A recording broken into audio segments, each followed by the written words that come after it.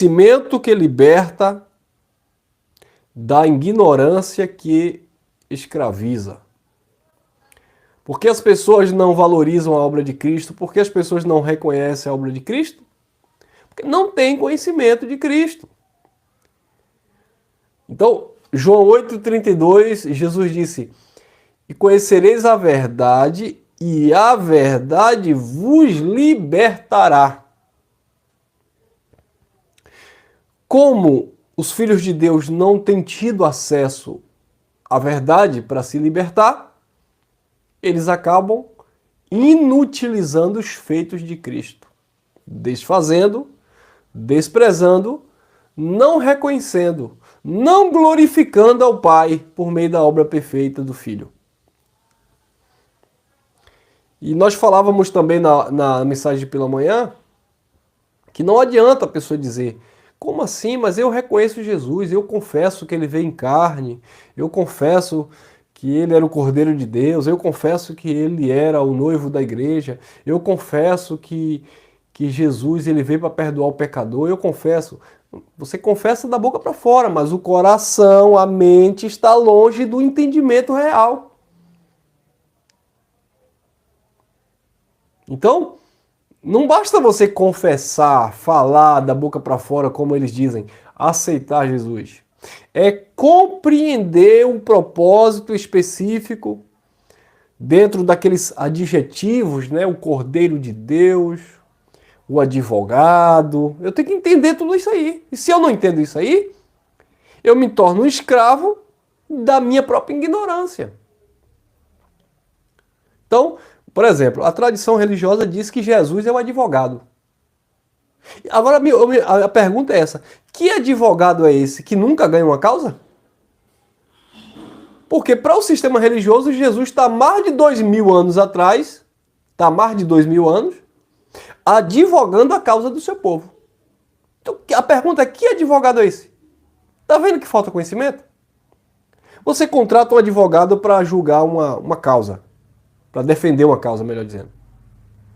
O advogado vai lá e vai sair em sua defesa. Vamos, se você ganhou a causa, beleza. Se você perdeu a causa, acabou a história por aí. Aí Jesus se manifestou como advogado, por isso que João disse: temos um advogado junto ao Pai. Aí Jesus se manifestou como advogado para advogar a causa dos pecadores. E ele não venceu a causa? Ele não venceu a causa? E o que foi que ele disse na cruz? Está consumado, causa ganha. E o que foi que Paulo disse em Romanos 8, versículo 1? Não há condenação para quem está em Cristo Jesus, porque o advogado advogou a causa e ganhou. O que foi que Paulo falou aos Colossenses 2,14? O escrito de dívida, aquela dívida que havia contra o povo. O advogado foi lá e rasgou o escrito de dívida. A dívida foi paga.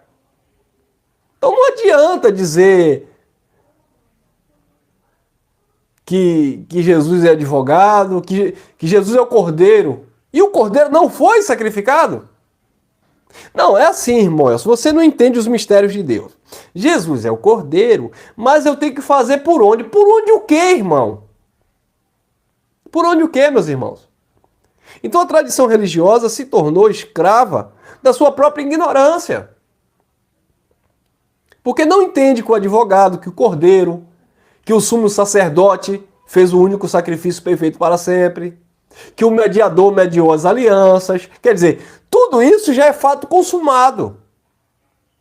Já é uma realização. Já está realizado, já está feito. Mas quando as pessoas futurizam isso, ou colocam o homem na posição de conquistar isso, aí Cristo perdeu a causa. Aí o Cordeiro não foi o suficiente quando João disse: eis o Cordeiro de Deus que tira o pecado do mundo. Então, eles tornam a obra de Cristo, o ministério de Cristo, inútil, sem valor algum, anulam a graça de Deus, e eles também se tornam escravo da sua própria ignorância, porque não conheceram a verdade para se libertar. Não é assim?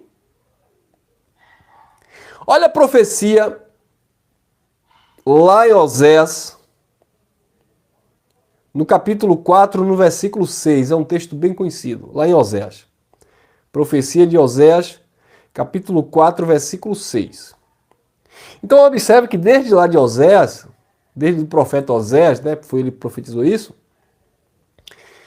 você percebe que o demônio, né, o diabo, estava prendendo as pessoas na ignorância. O diabo estava oprimindo as pessoas e destruindo as pessoas. É isso? É isso que a tradição religiosa diz. Mas não é isso. Vamos lá. Oséias 4:6. Aí disse Deus por boca do profeta: o meu povo, ó, já começa aqui, o meu.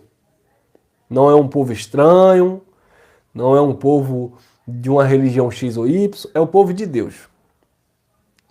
E parece que isso aqui é bem atualizado, né? Porque a gente encontra no nosso tempo algumas características ou semelhança. A síndrome dessa profecia permeia na religião. Então Oséias 4:6 disse: o meu povo está sendo destruído porque lhe faltou o conhecimento. Porquanto rejeitaste o conhecimento, também eu te rejeitarei para que não sejais sacerdote diante de mim, visto que te esquecestes da lei do teu Deus, aquele povo que estava vivendo debaixo da lei, também eu me esquecerei dos teus filhos.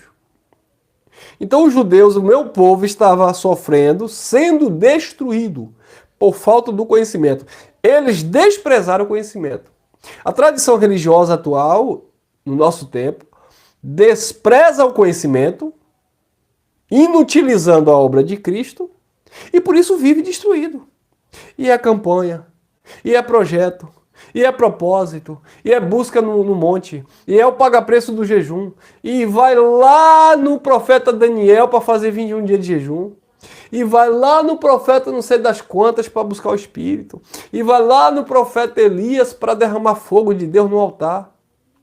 E é um fogo estranho, e é uma unção estranha, e nada dá certo, e vai de uma igreja para outra, e pula de outro ministério, e vai para uma outra religião e tal. E as pessoas estão sempre confusas, perturbadas, perdidas, destruídas por falta do conhecimento. E por que falta do conhecimento?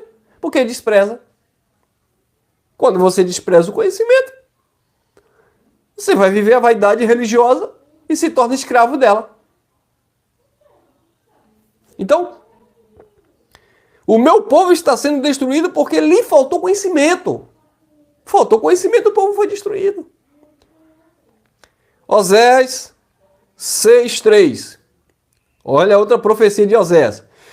Conheçamos e prossigamos em conhecer ao Senhor. A sua saída é como a alva, é certa, e ele a nós virá como chuva, como a chuva seródia que rega a terra. Conheçamos e prossigamos. O meu povo é destruído por falta de conhecimento, aí o mesmo profeta usado pelo Espírito, conheçamos e prossigamos. É um processo gradativo. É de fé em fé, de glória em glória. O povo estava sendo destruído porque faltava conhecimento. Aí o profeta diz: conheçamos e prossigamos em conhecer o Senhor. Para quê? Para que vocês não venham continuar sendo destruídos. Hoje, quando trazemos um conhecimento para a igreja, para os filhos de Deus, eles nos chamam de herege. Esses falsos profetas aí, dizendo que não é para dar dízimo. Esses falsos profetas aí, dizendo que o diabo, o ser espiritual, não existe. Eles estão me enganando. Vocês estão sofrendo por falta de conhecimento. Vocês estão lutando contra uma ideia, vocês estão lutando contra a própria natureza humana, mas por causa da ignorância, vocês estão aí guerreando contra o vento, contra algo imaginário, contra uma invenção religiosa, sendo destruído por falta do conhecimento. A mulher trai o marido, corre para a igreja, aceita Jesus e vai viver o resto da vida pagando o preço porque ela disse que tem uma tal de uma pombagira que pega ela. Porque ela tem um desejo, sabe, aflorado, que ela não consegue se controlar. O marido não se satisfaz com a esposa, vai trair a esposa. O pastor diz que ele está com o espírito da prostituição e a mulher está lá jogando sal na cama, jogando óleo, azeite doce, para expulsar aquele espírito de prostituição na vida dele. E o casal sendo destruído, brigando porque ambos não se posicionam para entender que o erro está em cada um. Aí tem que procurar um bode expiatório. Foi a mulher que tu me deste, como disse Adão. Então o povo de Deus fica se destruindo por falta desse conhecimento. O preço que foi pago na cruz está consumado. O mediador já mediou as alianças. Nós temos uma mensagem aqui no canal. Cristo não está mais mediando. Cristo não é o nosso mediador. Ele já mediou os pactos. O cordeiro não está mais se sacrificando. O cordeiro já foi sacrificado pelo povo. Não está mais sendo sacrificado. O sumo sacerdote, perfeito para todo sempre, ele apresentou o único e perfeito sacrifício. Ele não está anualmente como os sacerdotes da lei apresentando o sacrifício no templo. Ele apresentou o perfeito sacrifício na cruz, único e para todo sempre. Ele não está mais atuando como sumo sacerdote. Ele é, porque não existe outro, o único sumo sacerdote segundo a ordem de Melquisedeque para todo sempre. Ou seja, ministérios cumpridos. O ministério do cordeiro foi cumprido. O ministério do noivo foi cumprido porque Cristo já casou com a igreja quando estabeleceu a graça. O ministério do sumo sacerdote já foi cumprido quando ele se ofereceu no Calvário. O ministério do advogado já foi cumprido quando ele disse que na sua morte ele reconciliou o povo com Deus, purificando de todo o pecado. Sendo assim, não há condenação mais para o povo. Então, esses ministérios já foi cumprido e o povo está aí. Cordeiro de Deus, amado Senhor, o desejado das nações. Cordeiro? Cordeiro já foi sacrificado. Paulo que disse, está lá na primeira carta aos Coríntios, capítulo 5, versículo 6, se não me falha a memória. Porque Cristo, nosso Cordeiro Pascual, já foi por nós sacrificado. Façamos agora festa com os pães da alegria sem fermento. Por quê? Porque um pouquinho de fermento estraga toda a massa. Fermento é ignorância. Fermento é ignorância que promove escravidão, inutilização ou inutilidade da obra de Cristo. Então, abençoados, o povo tem sido destruído e se tornado escravo porque falta conhecimento de Deus. Conheçamos e prossigamos em conhecer o Senhor. Olha o que diz o apóstolo Pedro, segunda carta de Pedro, capítulo 3, versículo 18. Disse Pedro, antes, crescei. O chamado é para crescer. Paulo disse, quando eu era menino, eu andava como menino, eu discorria como menino, eu falava como menino, eu agia como menino, mas logo que eu cresci, eu deixei as coisas de menino. Eu abandonei as coisas de menino. Por quê? Porque o menino ele é enganado com pirulito. O menino ele é enganado com pirulito. O menino religioso ele é enganado com a campanha da viúva. Ele é enganado com a rosa do descarrego. O menino religioso ele é enganado com sacrifício no altar. O menino religioso ele é enganado com a mão do pastor na cabeça dele, porque ele é menino. O menino religioso ele vive debaixo de promessa, falsas profecias, adivinhação do CPF, adivinhação do chassi do carro, e receba a chave, e toma tua benção, e a vitória chegou, e dá glória, e lá vai. Por quê? Porque é menino. Então, por ser menino, ele se torna escravo de um sistema. Escravo da sua própria ignorância.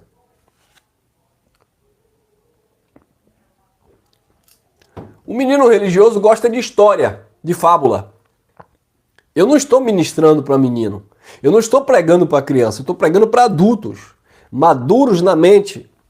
Porque se fosse para eu pregar para menino, como os pastores estão pregando aí para menino, eu contava cada história aqui bíblica, tá? Cada história bíblica eu contaria aqui. Porque está escrito, irmãos, que Satanás no céu, aleluia, Lúcifer, ele tinha a mão brilhosa, porque a pedra de esmeralda ficava na sua mão esquerda. Na sua mão direita, ele tinha um ônix. Na sua cabeça ele tinha coroa cravada de diamante. Nos seus pés, ele tinha ali safiras, esmeraldas, pedras sobre os seus peitos, porque quando ele passava, ele era brilhoso e dentro dele saía som. Você não sabia, mas Satanás está escrito em Ezequiel, e capítulo 28, e no versículo 171, está escrito lá que quando ele passava, aleluia, as notas musicais saíam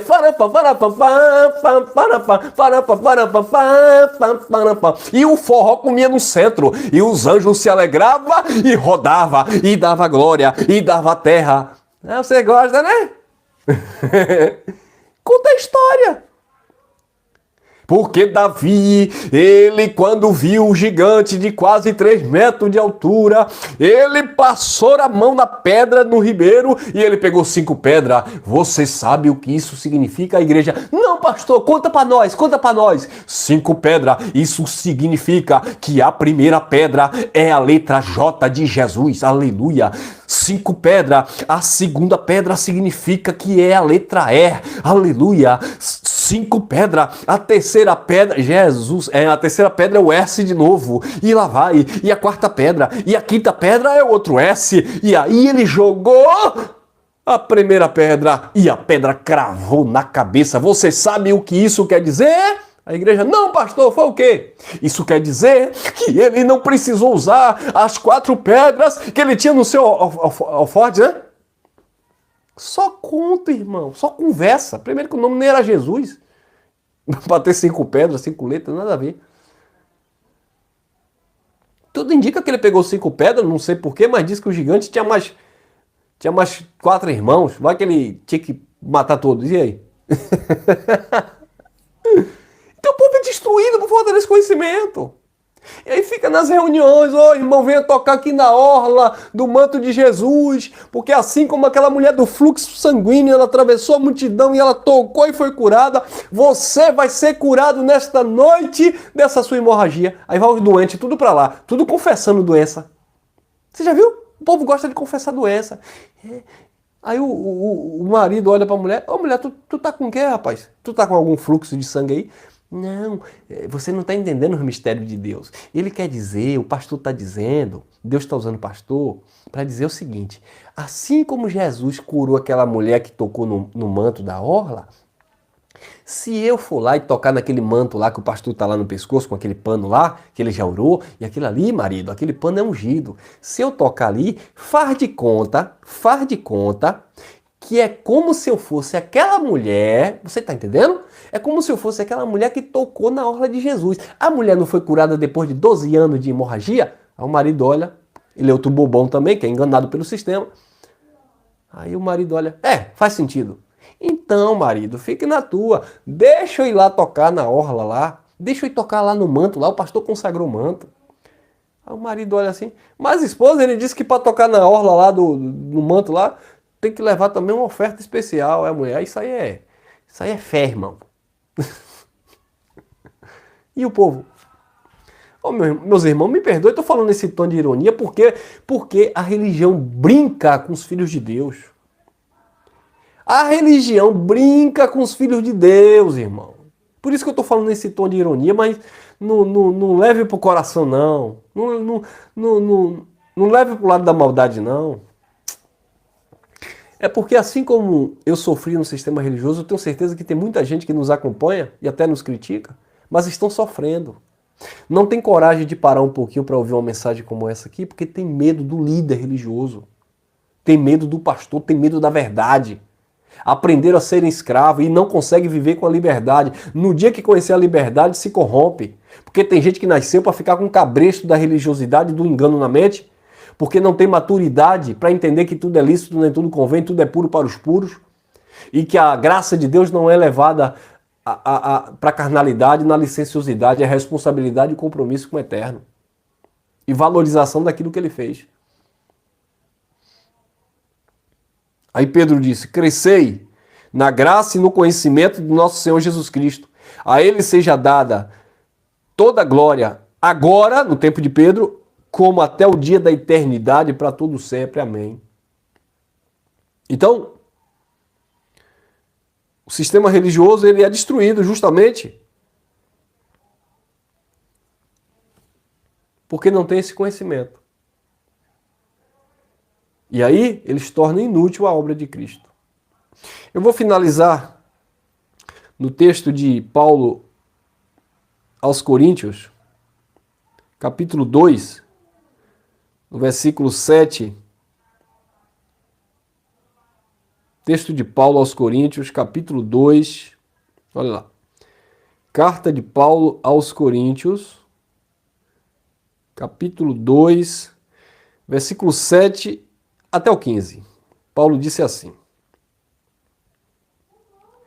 mas falamos a sabedoria de Deus,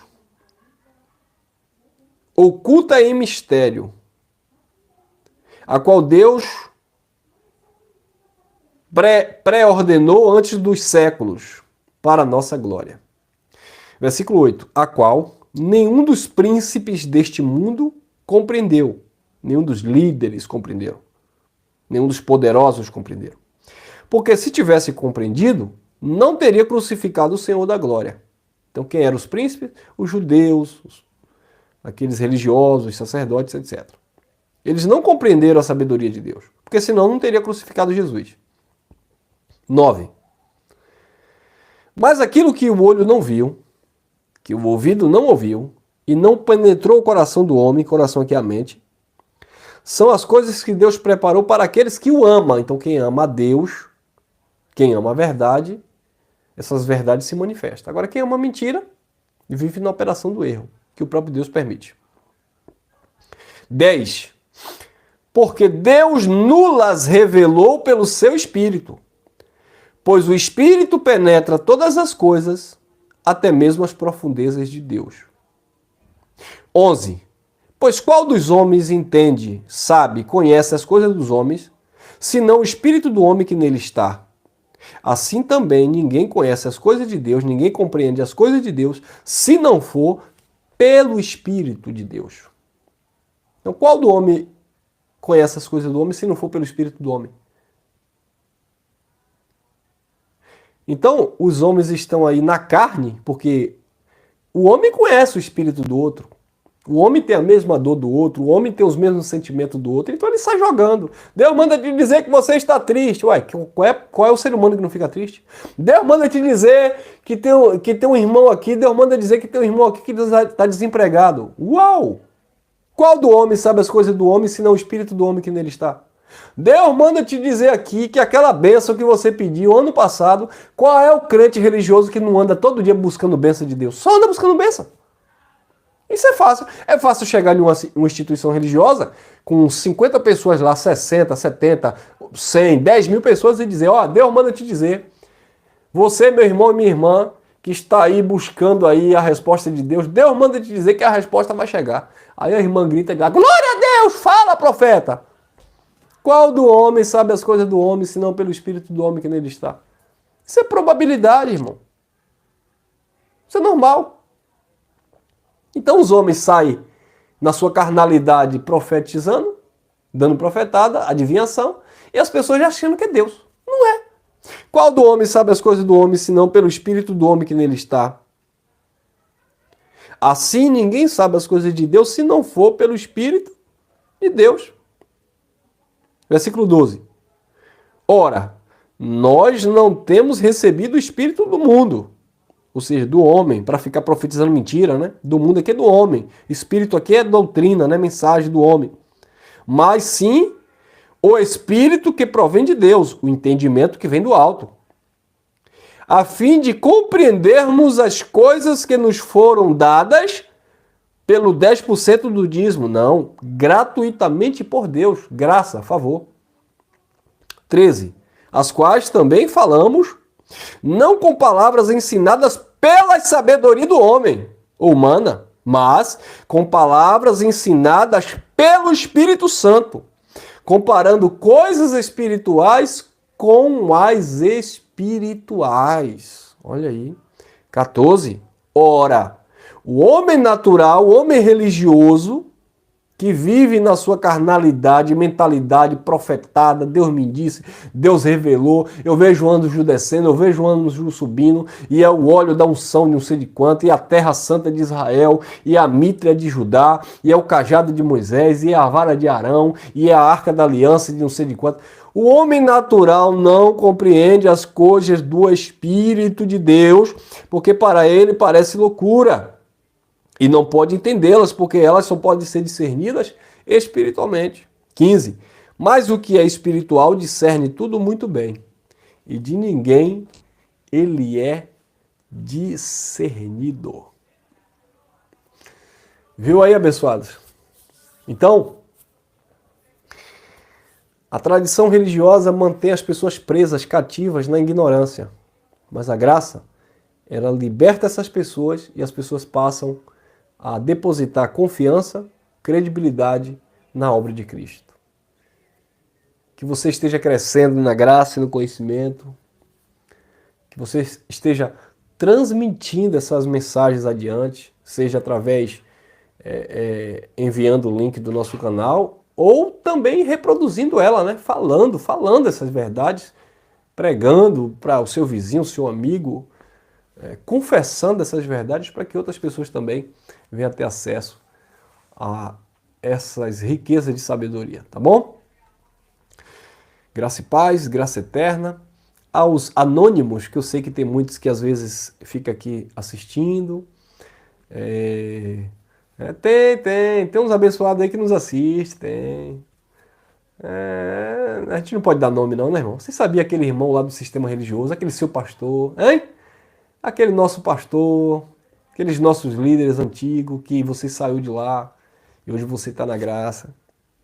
Eles vêm, assistem aí, ouvem as nossas mensagens, né? Aí eles ouvem verdades aqui, mas lá eles não podem pregar porque eles são escravos da sua própria ignorância, ou também são escravos das suas próprias cobiças, aí não pode falar a verdade. Então, tem muita gente aí que fica aí nos bastidores, não dá like, não comenta, claro, porque senão a gente vai identificar aqui, mas tem aí os lobos aí disfarçados de ovelha, né, como disse Jesus, que sempre permeia aí. Mas enfim, que você também, que fica aí no anonimato também, que não se manifesta quem tá aí, sai! Eu desejo que você seja também liberto e que você tenha humildade para reconhecer. Não é me seguir não, tá? Não, você quer que eu vá para sua igreja? Que igreja? Eu nem tenho igreja, irmão. Nós nos reunimos como igreja, tá bom? Mas o meu desejo é que você seja liberto de todo engano e que você viva a graça de Deus e valorize os feitos de Cristo e pare de enganar as pessoas, pare de manipular a mente das pessoas, tá bom? Graça e paz, abençoados. Até o próximo encontro. Graça eterna.